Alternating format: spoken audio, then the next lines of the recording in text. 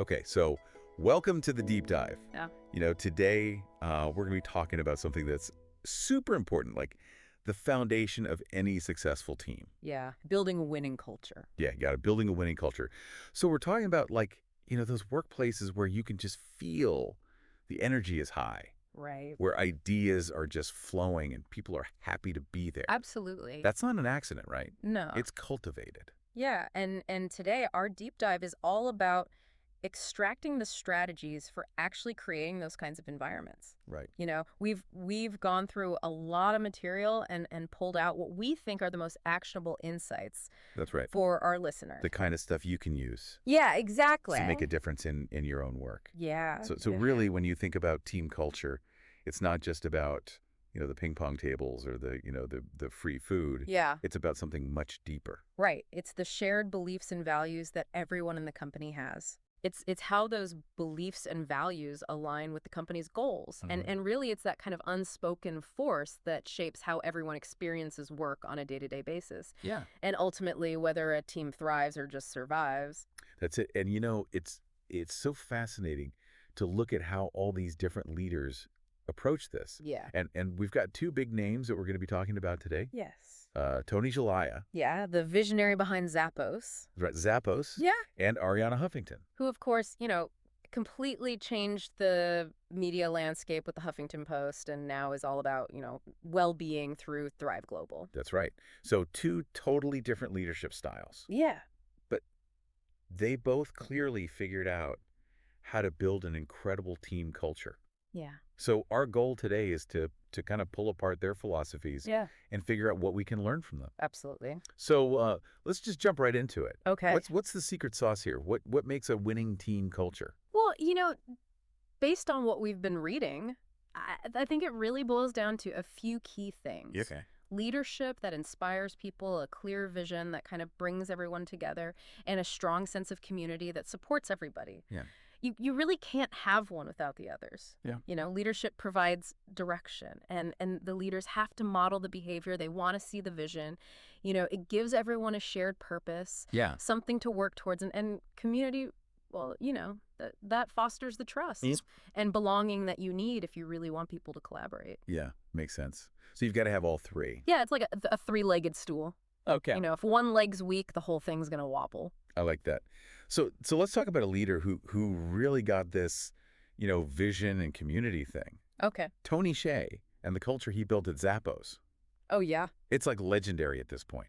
Yeah, and for good reason. So what was so special about Hsieh's approach? Well, I think the thing that really stood out to me was his belief that employee happiness wasn't just like a nice to have, Right. It was essential. It was a driver of productivity Right. and ultimately of profit. Yeah. So he very deliberately created this work environment that felt more like a tight-knit family. Yeah. A family. And there's so many stories about the Zappos culture, but one that always comes to mind is their focus on cultural fit. Yeah. In the hiring process. Right. Like even over skills. Yeah, they would even offer new hires money to quit Really? if they felt like it wasn't the right fit after a few weeks. Wow. Which, is a pretty big investment in protecting their culture. That's a huge statement It is. about how important that is. Yeah. And his book, Delivering Happiness. Yeah. It wasn't just a memoir. Right. It was like a blueprint for his whole philosophy. Yeah. It really showed how deeply culture was connected to the whole Zappos business model. Yeah. So what's interesting here, and this is where it gets really relevant for everyone listening, Yeah. that focus on internal culture. Yes. It wasn't just an HR thing. No. It directly led to their external success. Yeah. So Zappos became known for its amazing customer service. Right. But that all came from having happy, engaged employees who felt empowered to go the extra mile for customers. Yeah. They weren't just selling shoes. They were selling an experience, and that came from the culture. Yeah. So your internal culture, it really does affect how your customers see you. Absolutely. And it's undeniable when you look at how much Amazon paid for them. Yeah, over $1 billion. Yeah, it wasn't just about market share or technology. Right. It was about that loyal customer base that they built because of their employee experience. Right. So a strong culture, it's not just some fluffy nice to have. Yeah. It can be a huge competitive advantage. Absolutely. I love that. So, okay, let's switch gears a little bit. Let's talk about Ariana Huffington and Thrive Global.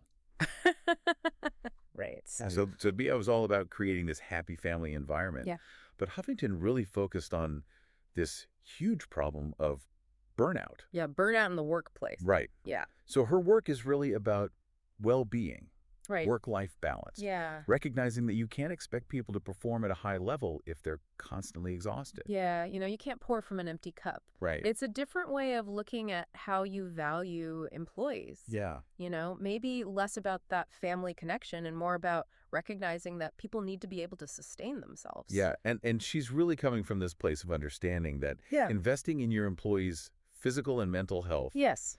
It's not just the right thing to do. It's also a smart business decision. Yeah, absolutely. A workforce that's struggling with burnout just isn't going to be very creative or productive. Right. Or resilient. They're not going to be able to bounce back from setbacks. Yeah, and I think what's so interesting about Huffington is that she really changed how we think about success. Right. So it's not just about achieving goals, it's about well-being too. Right. Well-being is a part of success. Yeah, it's not a luxury, it's essential. I love it.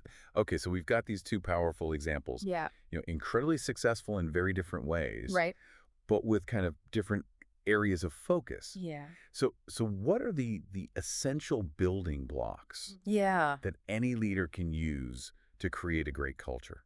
I think there are a few key things that we saw over and over again in our research. Right. So first, clear communication is absolutely essential. Yeah. You need to be constantly explaining the company's vision, its values, its goals. Well. Everyone needs to know where you're going and what principles are guiding you. Right. And when you're clear about those things, it helps people make decisions that support the mission. Right. So it's not enough to just say, we value innovation. You have to explain what that means. Yeah. What does that actually look like in practice? Right. And how can employees contribute to that? Exactly. Okay. So clear communication. Yeah.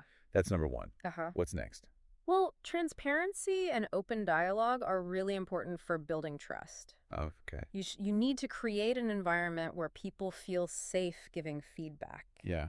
Both the good and the bad. Right. And you have to show that you value that feedback. Yeah. This isn't just about having a suggestion box. Right. It's about creating a culture where people feel like they can speak up, Yeah. even if they disagree or they're worried about something. Without being punished for it. Right. Exactly. It's got to be a two-way street. It does. Right? Leaders need to be willing to listen and actually act on that feedback. And not just say that they want it. Right.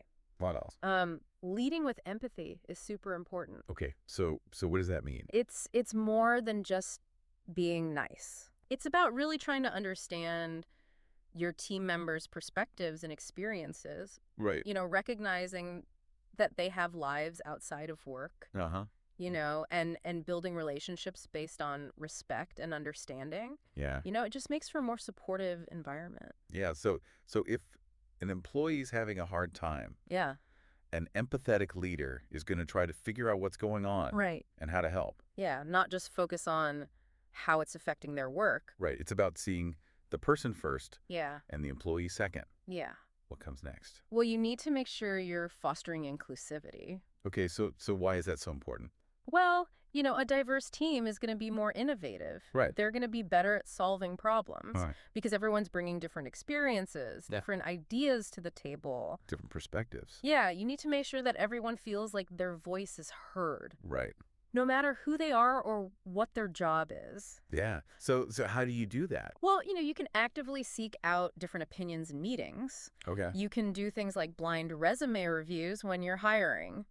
Okay. So you're not biased by someone's name or background. Yeah, so you're creating a space where everyone feels comfortable sharing their ideas. Exactly. Okay, what else is on the list? Celebrating achievements. Oh, yeah. Both big and small. Yeah. It's a great way to boost morale.